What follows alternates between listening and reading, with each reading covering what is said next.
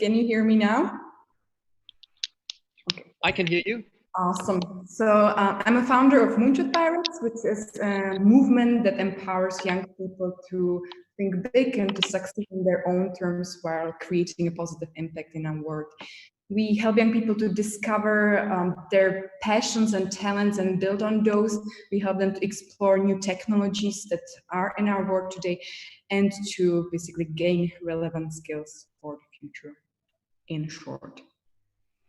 Thank you very much. Now, I'd like to jump over to Moritz Lechner of Freebiebox. Yes, sure. So also, thank you very much for having me. I'm actually still a pretty young founder, so I founded my own startup, Freebiebox, about 2.5 years ago at the age of 14. So yeah, I'm actually just a child. Yeah, and I mean, since then we've done lots of things. We have achieved more than I have ever dreamed of, so which is pretty nice. And yeah, we also just launched our new product, the Lifestyle Box, and we basically do subscription boxes, which are like monthly surprise sent home to the people. And yeah, just want to spread joy to the world, and that's basically what we do. Yeah. Thank you very much for joining us, Alfons. What's your story? Hi guys, I guess I'm the most old advanced startup founder. Started direct since about 8 years ago. It's a university spin-off from the University of Bodenkultur in Vienna. We are dealing with the quest to measure sugar. Sugar is most importantly the glucose you have in your blood, and especially sick people suffering from diabetes rely on tight measurement of that parameter. And we have some projects targeting to create a long-term implantable glucose monitoring system that should help to manage these kind of diseases. However, that's a big beyond the industry, and we are now earning quite some of our revenue by measuring lactose products, milk, and now, Alfons, I'll just have to jump in, Alfons. You're having a very bad connection and you seem to be moving. So could you maybe go to a place where we have a more stable connection? That would be... I try. It's already kind of the worst day in terms of internet today. And I already switched over to the mobile phone so I can... Okay. However, I'll try now. Is it better? Good man, because thank you very much for joining us. And I know it's sometimes quite tricky with the internet, but again, it's live. So that's what we do as entrepreneurs. We overcome challenges and solve them as good as possible. Now, I'm curious. Now I'm kind of cut this introduction slightly shorter. We're trying to discuss when is the right time to found. Now, obviously, Moritz founded at 14. So when is the perfect age to found? The three of you, what's your viewpoint? If I may say something, I don't really think that's a question of age or, I don't know, education or maybe even amount of the money that you currently have on your bank account. I guess there are different businesses for different reasons. You know, maybe some like to be called entrepreneur because it sounds cool. Some might desire to make a lot of money with it, which starting a business, they should be very careful. Some maybe simply don't want to report to other people. And I guess these are all legit reasons. But in my opinion, I also believe that the best reason when you want to start up something or become an entrepreneur is to really find a problem that bothers you and that is worth solving and that you're passionate about. So I believe, you know, that, and I hope and I like to believe that there are many people that care about the things that we create in and into today's world. And it shouldn't be that, you know, okay, now is the perfect time. Now I am, let's say, 41 and I have enough of money on my bank account. I have enough of experience. Now I start a business. I don't think that's about it, as much as I don't think that, you know, being an entrepreneur is about this final destination of making a big exit or about, you know, about making the best product. I think it's about the journey and the impact you make along the way. And I guess there are gazillion ways how we can make impact. And yeah. That's a great way of putting it. Moritz, kind of in line with your experience. Just could you repeat it? I didn't really understand you. Moritz, is this kind of in line with your experience? Yes, for sure. So I'm also 100%. I also have 100% opinion that there is no real like the perfect timing. I mean, it really depends on the person. For me, it was actually pretty young, but it's also like I think many people. It's like in general, okay, you go to school, then you go to university, maybe you earn your first money, then you have something like a start budget, and then many people say, okay, like with I don't know, maybe with 30 years that's like the perfect timing, like so the standard founding age. But I think it really doesn't matter at the end. And also, I mean, everyone can found a business. I think that's also the beauty of it. So I think that's the nice thing. But of course, in some situations, it's actually, yeah, of course, it's harder than in others. So for example, for me, it was pretty much no one really took me serious with 14 years, or I started with 13. So it was just like more, to most of the people, it was just more like a joke, or like, child is playing around a little bit and is just trying out something. So it's maybe 14 is not the easiest time to start a business, but it's, even though it's not easy, it's still possible. And I think that's the most important thing. You can also start a business at the age of 80, and it's also possible. Maybe it's also not like the perfect timing. But I think there is no perfect. It really depends on the people. And if you got a good idea and if you want to start a business, just go for it. Just also don't think that much about it. Just do it, and yeah, what should happen? What's the worst thing that can happen to you? If you lose a little bit of money, it's better than to pay for a university or to pay for some kind of online coachings or whatever, just then found a business. And yeah, but so I think it's really all about experience.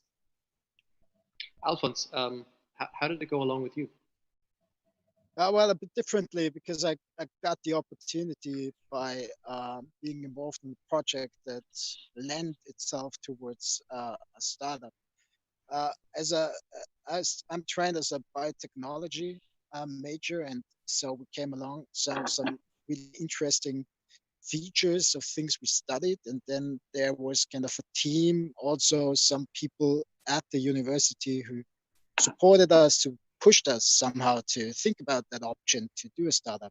And that was my story.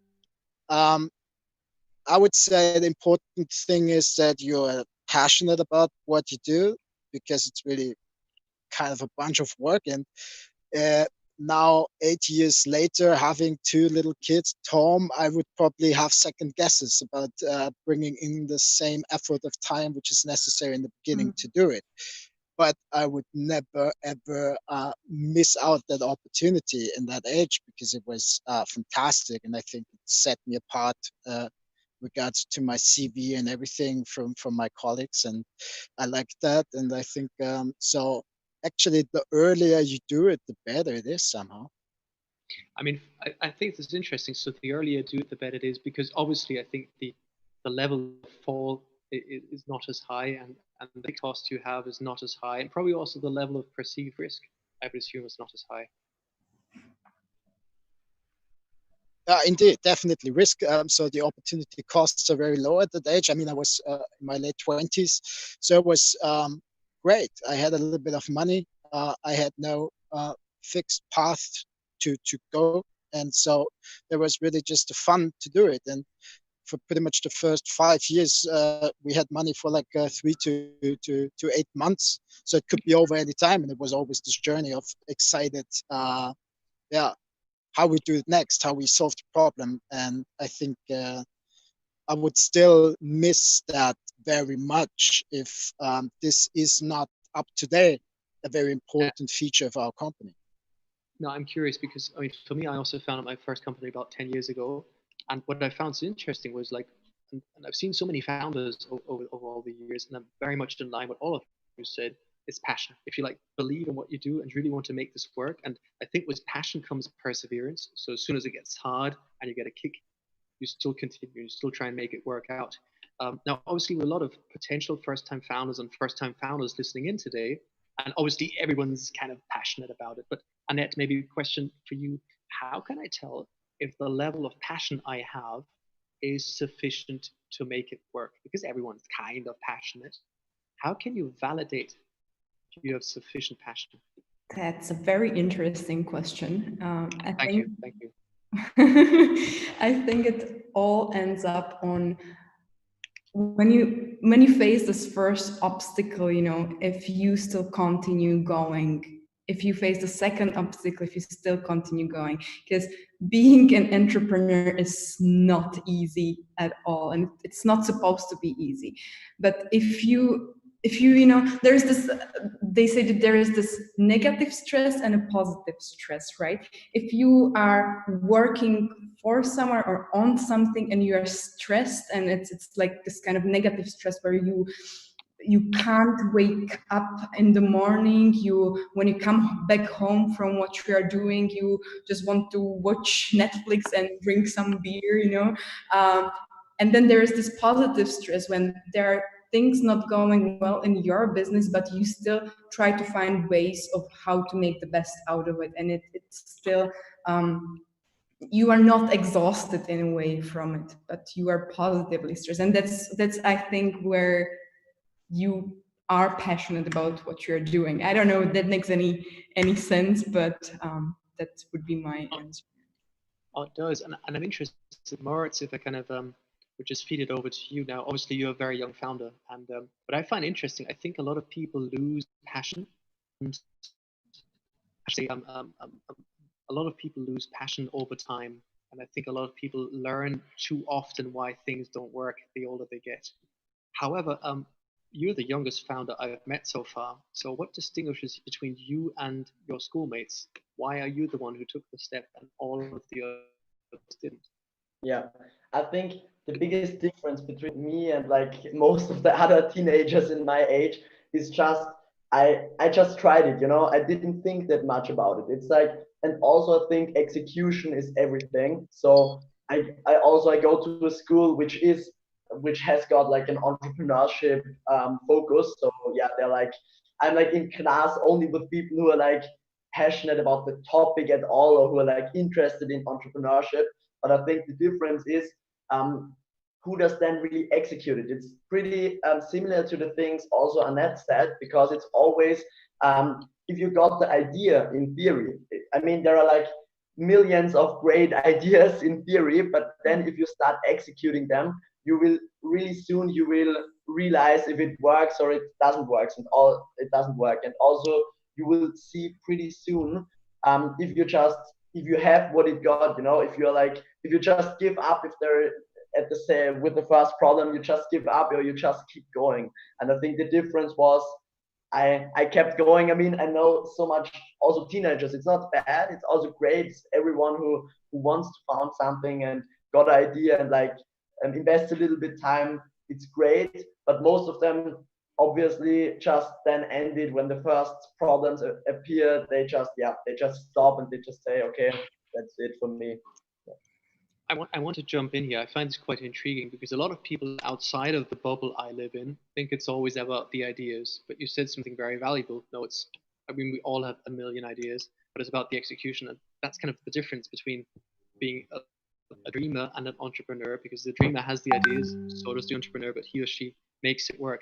Now, what I find interesting is there's a few people still listening kind of out there and go like, okay, yes, I'm very passionate and I believe I have an idea, but I don't know where to start. And obviously the Entrepreneurship Avenue is an amazing place to start. Yes, of course. But when do they know that it's the right time to start executing? When is the right time to execute? Whoever of the three of you would like to jump in for this answer. If I can just keep going and just add something to that. I think the right time is always like just now, if you got the idea now and if you are passionate, but what are you waiting for? Just do it, just try it out. What do you have to lose? It's like, yeah, you can say maybe in 1 week, in 1 month, in 1 year, in 10 years, you will start and then the idea is perfect, but maybe then as the later you start, then maybe someone else already executed the idea, or it's always about the pace also. The faster one wins at the end. So also, obviously, it's like startups, maybe they're much faster than bigger companies. So that's why they can succeed. So I think if you got the idea, just do it, just try it out. And so the right, I think the right time is just to do it right now, and to just like start after listening to that panel discussion, go to your laptop, Google the first things, and like just start writing a small concept, and really like say, okay, what are my next steps? What do I want to achieve in which time? And just do it, just go for it. What I find interesting is now, recently I interviewed two heavy serial entrepreneur hitters from the Bay Area, very, very successful gentlemen. And they said something I totally go in line with. I'm curious what you think. They said they don't want the people approach them saying, hey, I need an investment to prove that my idea works. But they only listen to people who say, look, I've been able to prove that my idea works with the budget I have, whatever I have, I can prove it works. Now I'm looking for money. What's the three of you, your take on that? Anet? I completely agree with that. You don't need money in order to start. From my own experience, when I started, I was 27. So I guess from both of you, I'm the oldest, basically starting my own thing. And then the moment when I was starting, I think I had all the odds going against me. I am from Czech Republic. My German was completely broken. I started in Austria, where nobody wants to talk to you in German, in like all the institutions, in English, sorry, in all the institutions. I had almost no money left on my bank account. I was unemployed, and I had the feeling that I am completely inexperienced in order to start my own thing. But I still did it, and it kind of worked because, I surrounded myself with the people that maybe had the skills that I didn't have, and they supported me in other ways, and I contributed in other ways. And we started with a small budget. You can always find people who want to support you.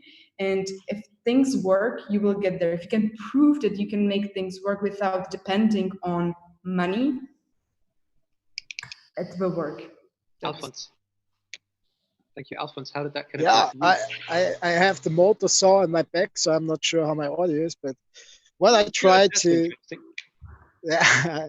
As long as you don't have it sticking in your back, we're good. So. Yeah, that's a good point. It's just that the neighbors. That would suck. However, what I want to say is that I would probably try to encourage some people who don't see themselves as passionate, as dedicated, as completely into the topic, but just normal master students or bachelor students who do their research in the field they're interested in, like at the technical university or University of Economics, and they learn to deal with problems in a structured way.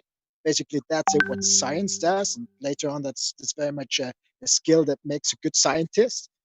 And exactly those skills is one of the biggest necessities for a successful founder later on, to structurally approach in a very, let's say, unemotional way a problem, and just learn all the issues and walk yourself through it. So what I'm advocating for is that even if you're not the outgoing person, you should probably have to consider that you have the skills to be part of a startup and part of something that probably changes and solves some problems.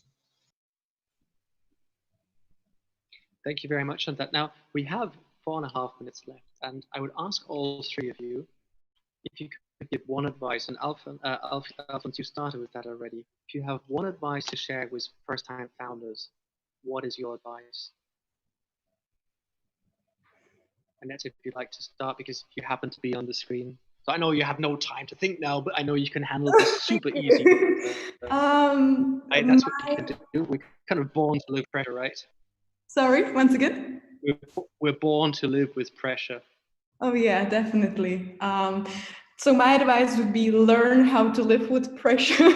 No, always be curious and simply look for ways to contribute. Don't be afraid to make mistakes and learn from those mistakes on the way, because hell, you are going to make a lot of mistakes when you start your own business. And yeah, as Moritz already said, simply just go for it and do it. Thank you. Moritz, you said a lot as well, but join in, please. Appreciate that complexity as a challenge, kind of to unwind questions, to solve puzzles. Then that's pretty much the best starting point you could set yourself into to kick off a startup.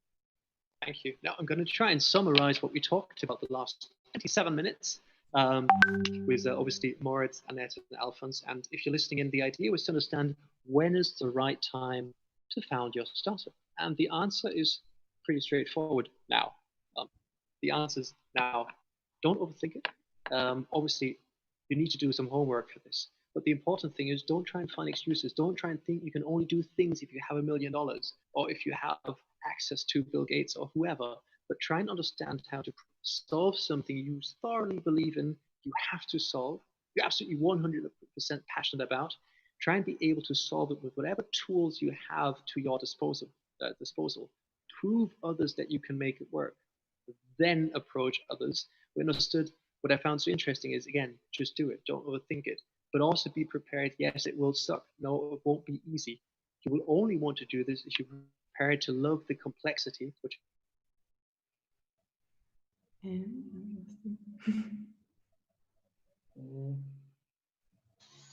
So we lost Daniel, didn't we?